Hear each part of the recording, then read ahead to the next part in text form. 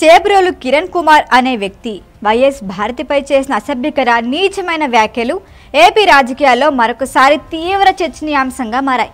ఈ ఘటన కేవలం ఒక వ్యక్తి దుర్మార్గపు ప్రవర్తనకి పరిమితం కాదు.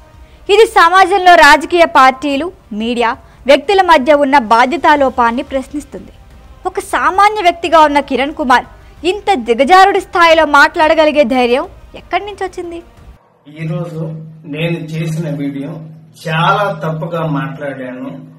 దయచేసి అమ్మ భారతి, జగన్మోహన్ రెడ్డి గారికి మీ ఇద్దరు కూడా దయచేసి, నేను నిజం చెప్తున్నాను, నేను అన్నమాట చాలా తప్పు. మీ భారతి గారి కాళ్ళు పట్టుకొని నేను ఒక ఆడ వారి గురించి ఇలాగ మాట్లాడటం నా తప్పు.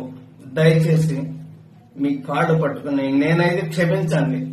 నేనైతే క్షణికావేశంలో ఈ మాట అనాల్సి వచ్చింది. నేనైతే ఇంకనైతే వీడియోలు చేయదలుచుకోలేదు. నేను చేసిన పొరపాటు జీవితంలో ఇంకా నేనైతే చేయదలుచుకోలేదు. అమ్మ క్షమించు భారతి గారు. ఇలాంటి వ్యక్తుల్ని ప్రోత్సహించి వేదికలు కల్పించి రెచ్చగొట్టే వాతావరణం సృష్టించిన బాధ్యత ఎవరిది? ఈ ప్రశ్నలు సమాజంలోని ప్రతి వర్గాన్ని ఆలోచనలో పడేస్తున్నాయి. కిరణ్ కుమార్ ఒక ఇంటర్వ్యూలో వైఎస్ భారతిపై చేసిన వ్యాఖ్యలు కేవలం వ్యక్తిగత దాడి కాదు, అవి మహిళలపై, సమాజంలోని సంస్కారంపై చేసిన దాడి. టీడీపీ కార్యకర్తగా ఉన్న అతను ఈ స్థాయిలో మాట్లాడినప్పుడు పార్టీ అధిష్టానం వెంటనే స్పందించి అతన్ని సస్పెండ్ చేసింది, కేసు నమోదు చేయాలని ఆదేశించింది. కానీ ఇది సమస్యకి పరిష్కారం కాదు.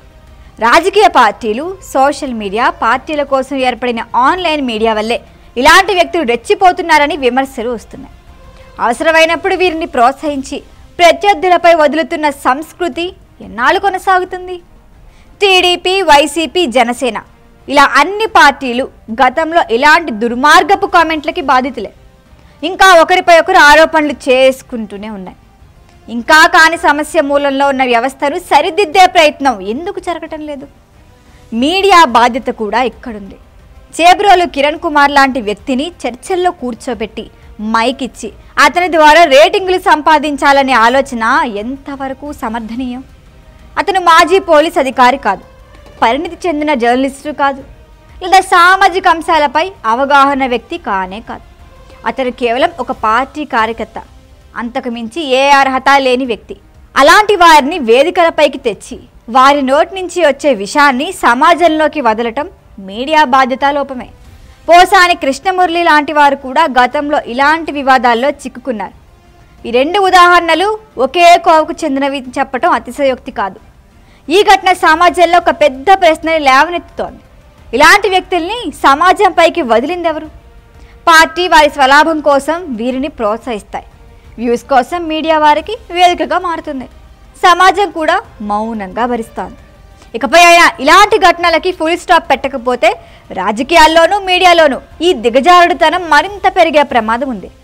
ఇది కేవలం కిరణ్ కుమార్ గురించి కాదు, ఇది మన వ్యవస్థలోని లోపాల గురించి, సమాజంలో దిగజారిపోతున్న విలువల గురించి చెప్పే ఒక్క ఉదాహరణ.